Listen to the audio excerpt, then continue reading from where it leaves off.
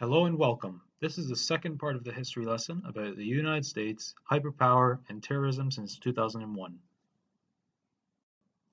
2. 9/11 and its aftermath. A. What happened on 9/11? Some of the reasons for the attacks can be traced back to events in the Middle East in the 1990s. After the 1991 Gulf War, the USA kept troops stationed in Saudi Arabia.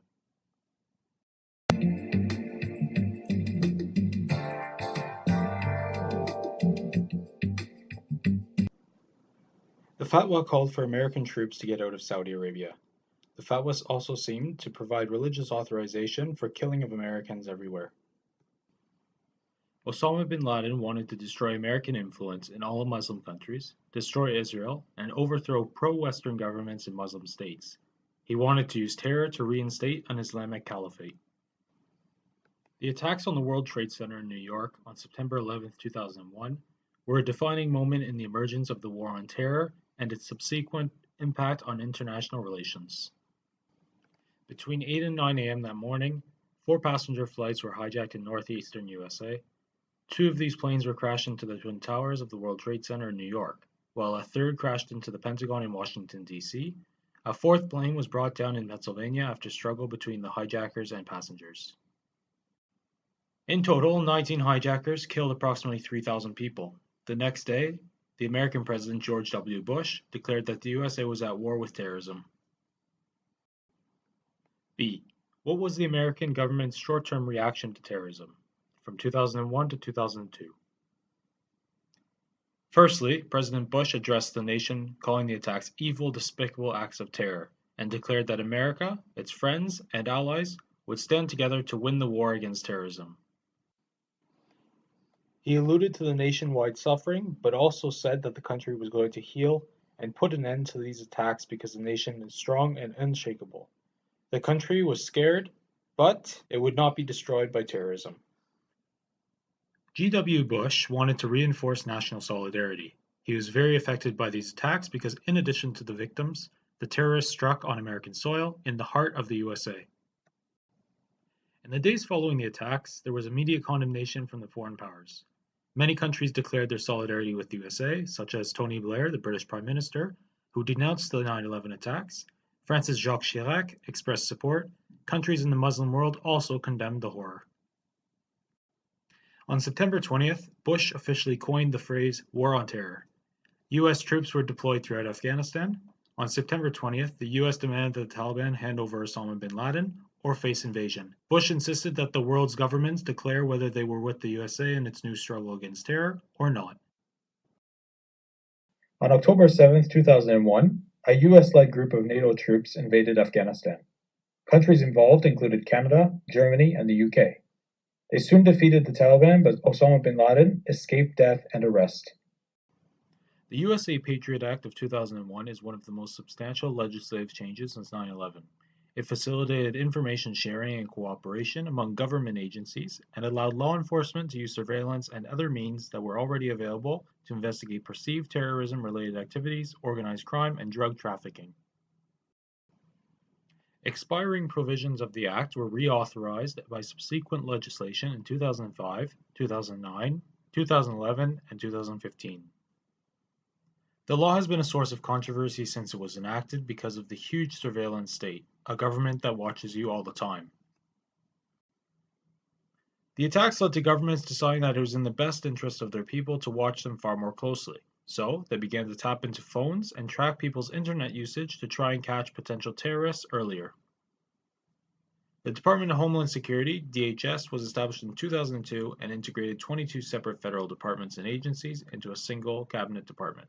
The DHS has a wide range of missions including cargo security, critical infrastructure protection, grant administration, intelligence and information sharing.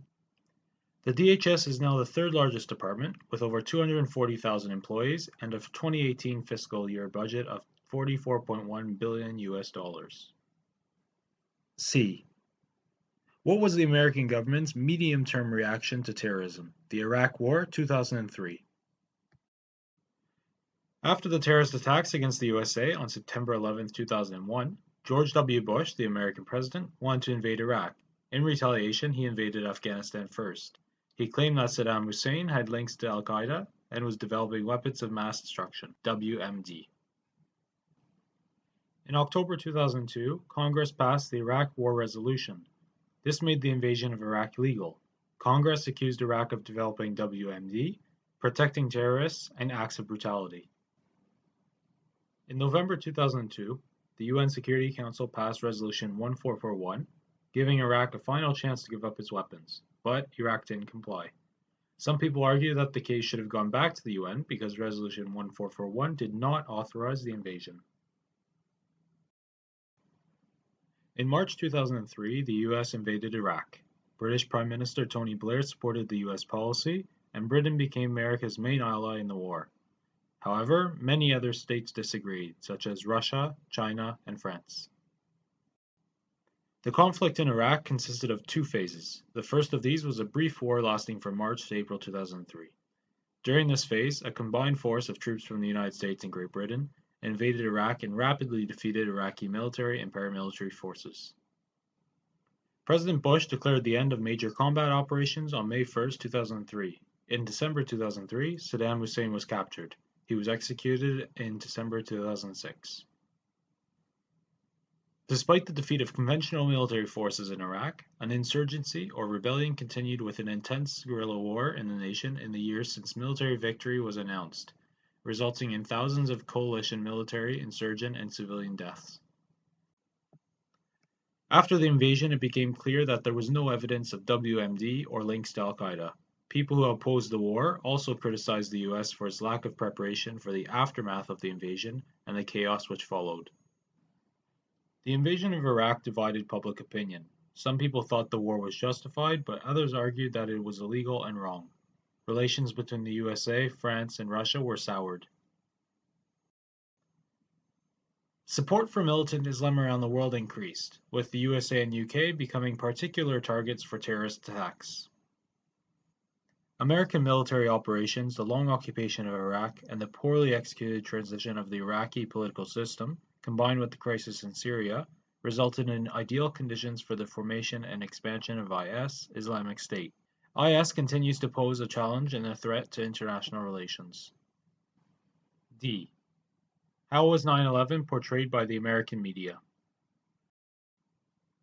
The terror attacks on the World Trade Center in New York and on the Pentagon near Washington, D.C. were perhaps the most dramatic media spectacles in history. It was a global media event, attacking the heart of symbolic American power in the World Trade Center in New York's financial district, and the Pentagon's symbol of American military power. The terror spectacle took over live global media for days to come, becoming an emblematic event in media history. In times of crisis, magazine covers and newspaper headlines have the power to capture a complex moment in a way that is sometimes visual, sometimes verbal, oftentimes both. It's about a history not only of reporting the news, but distilling the national mood. This is especially true of the magazine covers that were published immediately after 9/11. Many magazines captured what the country felt. They did exactly what magazines can do best: communicate emotion on its opening page. The Bush administration also manipulated the fear experienced by the people of the United States to go to war in Afghanistan and Iraq with the complicity of the mainstream US corporate media. When Bush declared his war on terror, the press firmly got behind the president. Thanks for watching, and see you soon in the next video.